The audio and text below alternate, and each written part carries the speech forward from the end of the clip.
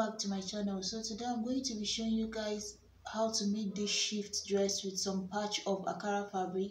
So using like a cotton fabric here. So the first thing I did, I'm not going to be putting zip, but if you want to add zip to yours, just like add about 1 inch to the second panel of your fabric. But I'm just going to be using a button. So I'm using my hip measurements as the widest part of my body. If your bust is the widest part of your body, round your body, then use your bust measurement divided by 4 plus extra 2 inches. So mine is the hip, so my hip measurement is 48 divided by 4 is going to be 12 plus extra 2 inches depending on you, or 1.5 of seam allowance. So I have about 13.5 here. So now we're going to start inserting the measurement. So as you can see, I'm trying to cut the front and the back at the same time. That's what I'm going to be doing here. Like I said before, if you want yours to have a zip, then just cut the same panel, but instead the one at the back is going to have about 1.5 inch extra for the zip side. Like it's going to extend all the way like this. But you see my front panel stops just exactly where my back panel stops. So now we're going to start inserting our measurement. So we're going to start with the shoulder measurement. The shoulder I'm working with is 16 divided by 2 is going to be 8. Mark that here. And then I'm going to come down, insert my armhole, which is 20 divided by 2 is 10. Mark that here, connect it up. And then I'm going to come down by about 1 inch for my shoulder slope. Give it a curve here. I'm going to come in here, insert my neckline. I'm going to be using 3 inches by about 3 inches by 3 inches. Just the normal neckline is what I'm going to draw in for now. I can change it later. So I'm going to insert the curve, connect this this neckline down to this point here. And then for my back neckline, I'm just going to mark 1 inch. So my back neckline is this here. So I've drawn that in. So you see my back neckline is the shorter one, my front neckline is the longer one. So from here now, I'm going to go ahead and mark my shoulder to my bust, which is going to be, I'm going to be using this chest line here. And then my shoulder to my waist, which is at 17. I'm going to mark that here. And then my shoulder to my hip, which is at 25. I'm going to mark that here. And then the length I have here is basically, I want my dress to be 39. But I'm going to be using 1.5 inch of seam allowance, half an inch of joining here, and 1 inch of folding the end. So that's why I have about almost 41 inches for the length here. That's what I have. So now I'm going to come up to the bust. I'm going to divide my bust measurement by 4. My bust is 42. Divided by 4 is going to be about 10.5.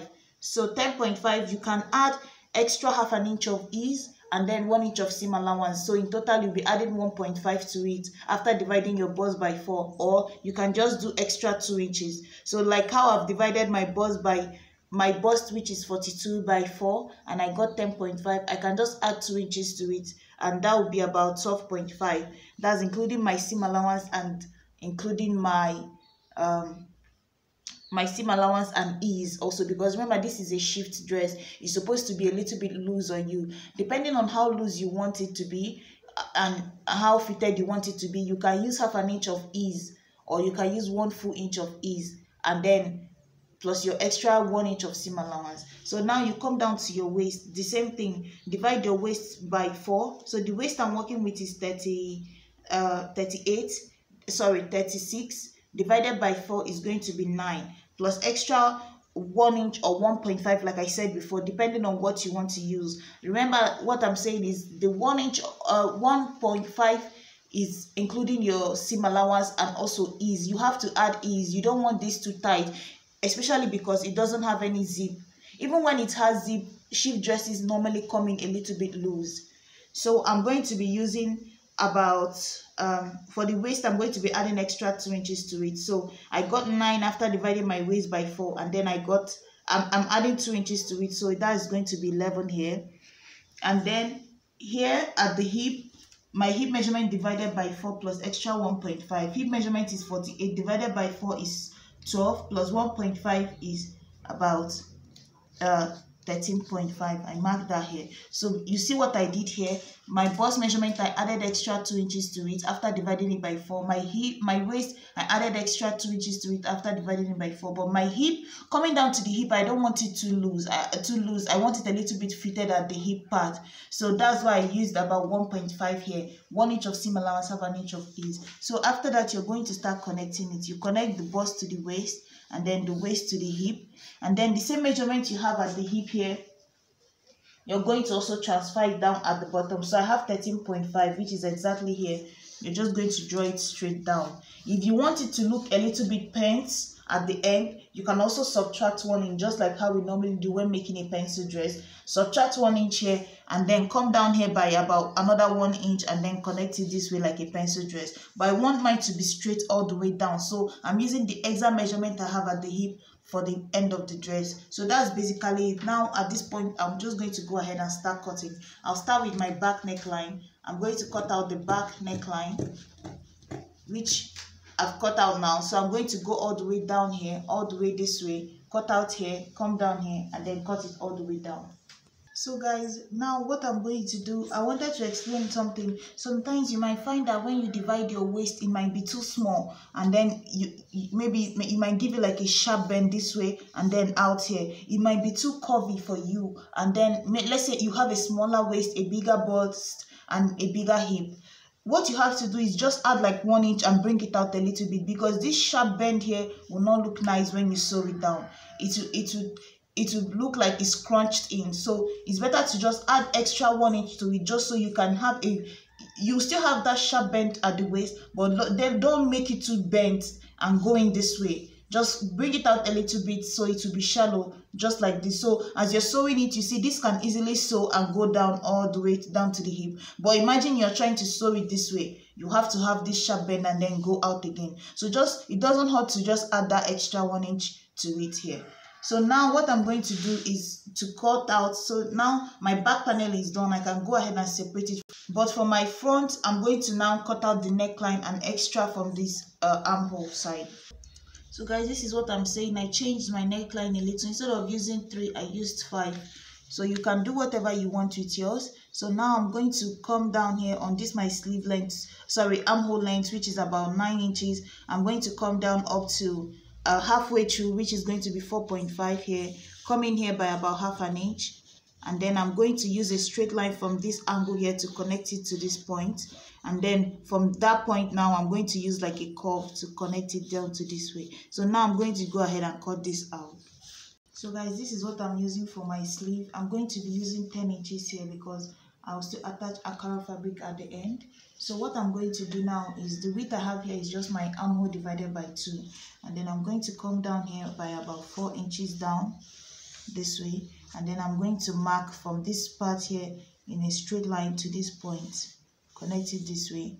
And then I'm going to find halfway through this line is 6. I have 12. Halfway through is 6. And then I'm going to give it a curve at the top and then a curve at the bottom. So this is basically my sleeve. And then I'm going to measure the end of my sleeve here, what is going to be for me. So it's going to be about 7 inches. That's 14 divided by 2, which is 7, plus extra 1 inch of seam allowance. So I'm going to just go ahead and mark that here. I'm going to now connect it this way. So this is going to be my sleeve here. So I'm going to go ahead, cut this out, cut this, and then cut it out. So guys, this is my back pattern here. So all I have to do now, I've finished cutting out my sleeve. So you see what my sleeve look like. So I'm going to go ahead now, use my fabric here, a piece of fabric, sew it this way, join it this way, use it as a facing, and then flip it inside out. And then I'm going to join it to the neckline in front, and then run a bias through it. Go ahead and place this here. Just on the front panel is where I placed it. So basically how I did this is just I marked 2 inches. If you look closely, you will see my chalk down here. I marked 2 inches away from the hemline, and then I marked a 5.5 inches line, another line. If you look closely, you see another line here, and then this one is my first layer, and then this is my second layer. I just made it my own design, but you can do whatever you want to do. So basically what you're going to do is you're going to cut 4 by 4, 4 inches this way, 4 inches this way, so 4 by 4 square. And instead of placing it like square this way, I also insert a picture where they placed it like a square. You can also do that design, but I did my own. Instead, I tilted it the other way around, so the two pointy parts are facing up and down, and then the other side is facing this way. But you can do like a square this way. And then after that, what you're going to do, so once you place it this way, what you're going to do is just to fold it this way, fold this end, fold this side, just fold the four corners, and then you're going to start from one side and sew it down all the way and then come back up. But to hold it, you're going to use your pin. Before you start sewing it, try to place it where you want it to be, and then use your pin to hold it down, so that once the pin is holding it at the center, you can easily just fold this edge and then sew close all the edges. And then another thing you can do is you can use gum and then use zigzag to hem the edges, but I don't have that. And then you can also iron in your stay if you want it to be stiff, but since my square is not that big, I didn't need to do that. So that's how I just did mine. As you can see, I have several of them here, so you can just make yours. All mine is like 4 inches by 4 inches square. And then after that, as you can see, I've also gone ahead and attached one of my sleeves. So I'm going to show you guys how I did this here. So as you can see, I'm using one theme here. This is the main color I'm using here. This is the main fabric I'm using. That's the one on the sleeve. So this same fabric here is going to be on the other side of the sleeve. It's also going to serve as my bias to finish up the neckline. So as you can see, I've used it here, and now I also have 2 of it here, and then I'm also going to use it on the other end of my sleeve, and then the bias and the neckline. So this is the main color here. You have to have one color that is the main color, and then every other thing is just going to fall in place. So then this is how I did my sleeve. So this is the sleeve here. So as you can see, this is my sleeve. So I'm going to set this aside to show you guys. So basically this is the sleeve, and then you see what it looks like here. So I'm going to do this one right before you guys now. I finished one here. So to do this here, all you have to do is, this is my sleeve here.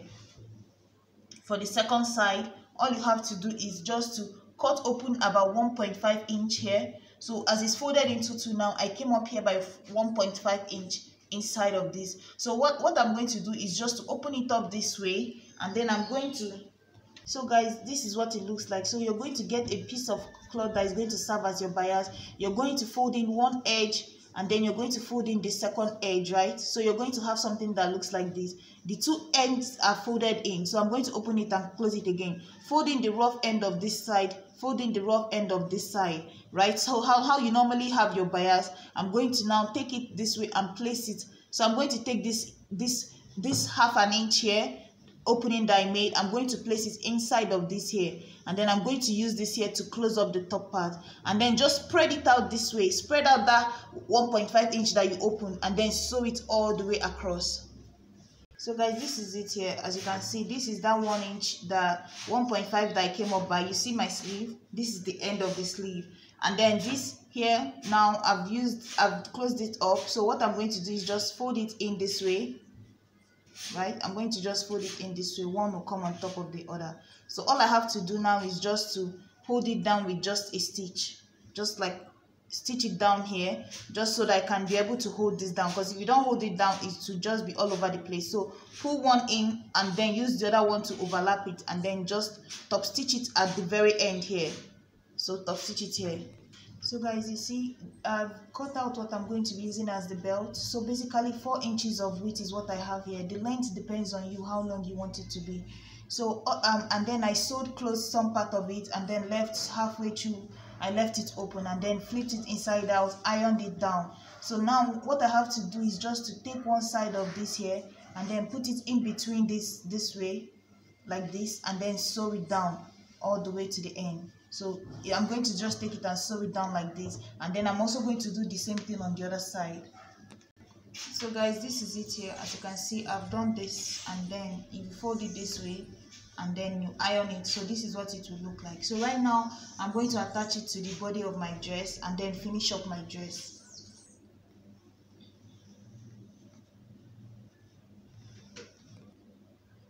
So guys, this is it here. As you can see, I've put in my sleeve on both sides. You see, I use the same color to finish up the neckline, just so it will give it a hint of this color at the neck, so that it's not so plain. And then you see the bottom part here, this is what it looks like here. so I still have to iron it more. But right now this is a very nice shift dress. And then this is the sleeve here. So if you turn it around, for the back I didn't do anything, the back is just plain, but I still have to put in a button on one side, and then it has the button hole on the other side. But if you want, you can still do the same thing at the back, but I didn't want to. I just want to leave it plain the way it is. So that's basically it here. Thank you guys so much for watching. Please like, share and subscribe. Bye.